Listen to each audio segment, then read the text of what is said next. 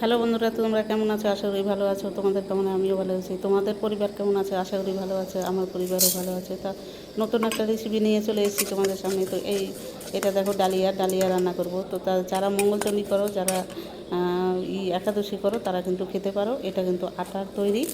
তো দেখো, ডালিয়াটা ভেজে নিলাম, ভাজা হয়ে গেছে। এখানে সবজিটা ভেজে নেব। সবজিটা ভেজে নিয়ে তুলে নিয়ে দেখো সবজিটা ভাজা হয়ে গেল।